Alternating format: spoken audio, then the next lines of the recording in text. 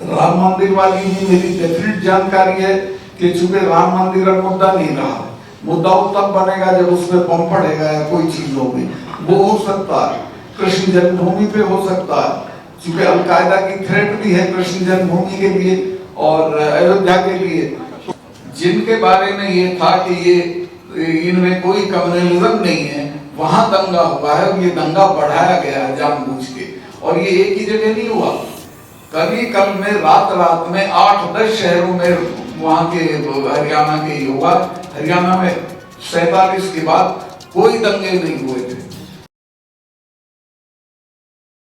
पुलवामा का जहां तक ताल्लुक है, पुलवामा पे जब मैं बोला, पहले मैं कोई चीजें बोलता था तो कोई रिएक्ट नहीं करता था सरकार का आदमी, लेकिन पुलवामा बोलने के बाद सम्मानित गृह मंत्री अमित शाह साहब ने कहा कि जब ये गवर्नर थे तब क्यों नहीं बोले थे।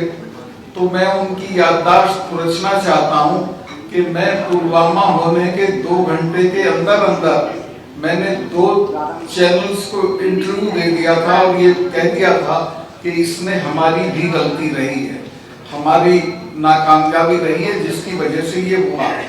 और जब प्रधानमंत्री जी का फोन मुझे आया, चूंकि वो अनएक्सेसिबल थे, वो नेशनल कॉर्बेट पार्क में थे, उनके पास ये बहाना था कि वहाँ फोन अलाउड नहीं है, तो उनका फोन आया मुझे। ये घटना हुई है 3-3:30 बजे, 5 बजे उनका फोन आया और उन्होंने पूछा क्या हुआ। तो मैंने बताया कि साहब इस तरह से हमारे इतने जवान शहीद हो गए और ये हमारी गलती की वजह से हुआ, हमारी लापरवाही की वजह से हुआ। तो उन्होंने मुझे तत्काल कहा कि सतपाल इस पे बिल्कुल चुप रहिए, कुछ मत बोलिए। फिर 2 घंटे बाद नेशनल सिक्योरिटी एडवाइजर जो हैं अजीत डोभाल साहब, वो मेरे क्लास फेलो भी रहे, लॉ में हम साथ पढ़ते थे, उनका फोन आया कि सतपाल भाई इस पे कुछ बोलना नहीं है आपको। मैं समझा शायद ये कोई जांच वांच कराएंगे, तो मैं उसको प्रेजुडिस नहीं करना चाहता था, मैं नहीं बोला। लेकिन आज तक ना कोई जांच हुई है, ना कुछ बताया गया है, ना कोई पब्लिक डोमेन में कोई चीज आई है, और उसको दफन करके पाकिस्तान की तरफ मोड़ दिया, चूंकि चुनाव में वही चीज सूट करती थी, तो उसका पूरा चुनाव के लिए इस्तेमाल किया गया। माननीय प्रधानमंत्री जी ने उसी दिन 5:30 बजे एक मीटिंग एड्रेस की रुद्रपुर में इलेक्शन की टेलीफोन से, उसमें भी पुलवामा का उन्होंने कोई जिक्र नहीं किया।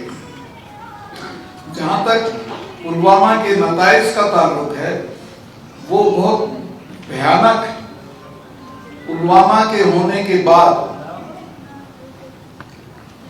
इनको जो करना चाहिए था, इन्होंने कोई काम उस तरफ नहीं किया। वो सिर्फ उन्होंने पाकिस्तान की तरफ मोड़ा और फिर कहा कि हम अंदर घुस के मारेंगे, और वो पूरे चुनाव उनकी आप देखेंगे प्रधानमंत्री की वो हैं क्लिप्स, जिनमें वो कहते हैं कि वोट डालने जाओ तो पुलवामा के शहीदों को याद रखना। मैं भी देश के लोगों से कहना चाहता हूं कि इस बार वोट डालने जाओ तो पुलवामा के शहीदों को याद रखना। उनकी लाशों पे खड़े होकर जो सरकार बनी, उसने आज तक उस मामले की कोई जांच नहीं कराई है। और आज मुझे अच्छा लगा कि आप लोगों ने प्रस्ताव पास कर दिया है कि इसकी जांच होनी चाहिए, श्वेत पत्र आना चाहिए, और इसकी जांच सुप्रीम कोर्ट की देखभाल में होनी चाहिए।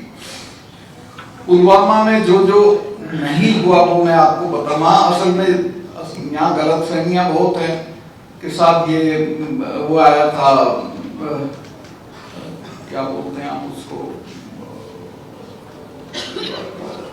Intelligence alert. वहां तीसरे दिन क्या एक दिन में 3 इंटेलिजेंस अलर्ट आते हैं। मुझे तो हर रोज आता था कि आप यहाँ बैठ के चाय मत पिया करो, पाकिस्तान के शूटर आए हुए पहाड़ी पे, आपको कोई मार देगा। मुझे तीसरे दिन जनरल्स 2 मिलने आते थे कि साहब आप सड़क से क्यों जाते हो एयरपोर्ट, आपको बम ऑफ करने के लिए पाकिस्तान ने आईडी एक्सपर्ट भेजे हुए हैं।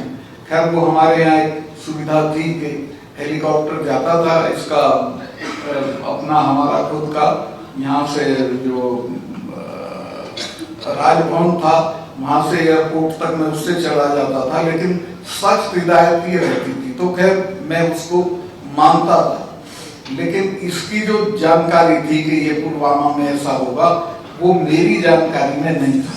अगर ये लोग जो सीआरपीएफ के लोग हैं मुझे लूप में लेते तो मैं इनको 2 दिन में हवाई जहाज का इंतजाम कर देता।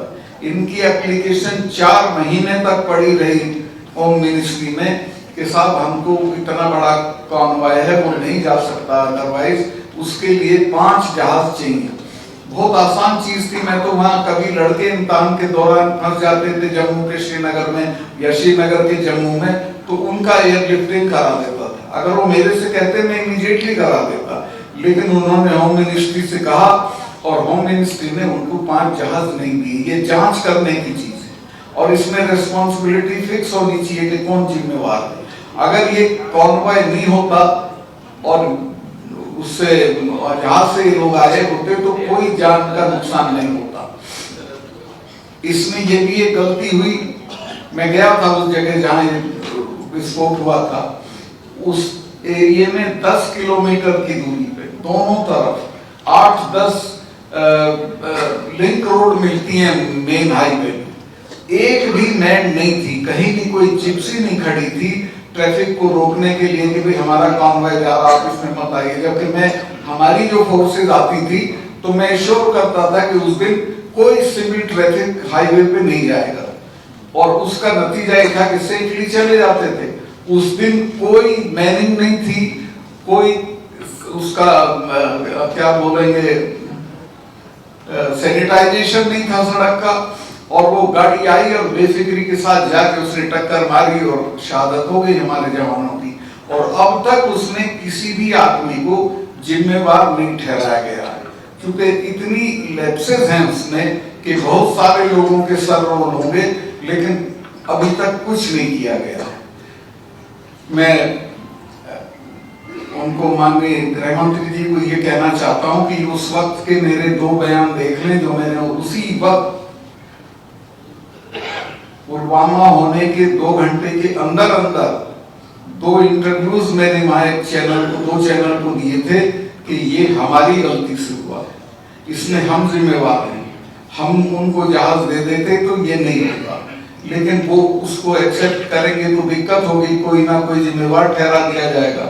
तो ये देश की सिक्योरिटी के साथ इस स्तर पे खिलवाड़ हुआ और अभी भी हो रहा है। अभी पता नहीं कहां क्या क्या होगा। मेरे बहुत सारे अंदेशे हैं मेरी, और ऐसे ही नहीं है, मेरी जानकारी है कि ये कुछ ना कुछ चुनाव से पहले करेंगे। जो इनकी फितरत है, जो इनकी आदत है, जो ये गुजरात में करते रहे, देश में करते रहे, ये राम मंदिर पे गोला फेंकवा सकते हैं, ये किसी बीजेपी के बड़े नेता का कत्ल करा सकते हैं, ये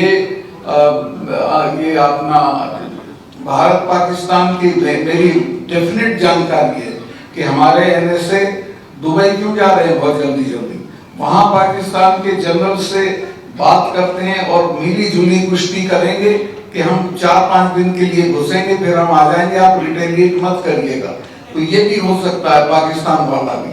तो इस तरह की चीजें होंगी, तो इसके लिए हमको अपनी जो जनता है उसको सावधान करना पड़ेगा। ये सांप्रदायिक तनाव वाला तो मुझे अंदाजा था पहले से। आप लोगों को मैं एक बात बता दूं, चूंकि मैं जाट एरिया से आता हूँ, वहां एक कहावत थी कि जाट का तो हिंदू क्या और मेरू का मुसलमान क्या। चूंकि जाट ट्रेडिशनल सेंस में हिंदू नहीं होता, पूजा पाठ वाला नहीं होता, वो आर्य समाजी होता है, और इसी तरह में ट्रेडिशनल सेंस में मुसलमान नहीं होता, वो सिंपल एकदम सीधे सीधे रहता है, सपाट। उनमें दंगा हुआ है कल, जिनके बारे में ये था कि ये इनमें कोई कम्युनलिज्म नहीं है, वहां दंगा हुआ है और ये दंगा बढ़ाया गया है जानबूझ के। और ये एक ही जगह नहीं हुआ, कल में रात में 8-10 शहरों में वहां के हरियाणा के युवा, हरियाणा में 47 के बाद कोई दंगे नहीं हुए थे। अब ये हुआ 7-8 शहरों में, बड़े शहरों में ये दंगे हुए हैं और ये होंगे देश में बड़े पैमाने पे होंगे। तो मैं आपके माध्यम से देश की जनता को, लोगों को सावधान करना चाहता हूं कि सब अप्रत्याशित चीजों के लिए तैयार रहिए और ये समझ जाइए कि ये आपको बेवकूफ बनाने के लिए चीजें की जा रही हैं, वोट के लिए की जा रही हैं। और आपसे भी मैं सहयोग की अपेक्षा करूंगा कि आप इस बात को फैलाएं और बताएं कि वोट के लिए यहाँ कुछ भी किया जा सकता है। राम मंदिर वाली भी मेरी डेफिनेट जानकारी है कि चूंकि राम मंदिर अब मुद्दा नहीं रहा, मुद्दा तब बनेगा जब उसमें बम पड़ेगा या कोई चीज होगी, वो हो सकता है।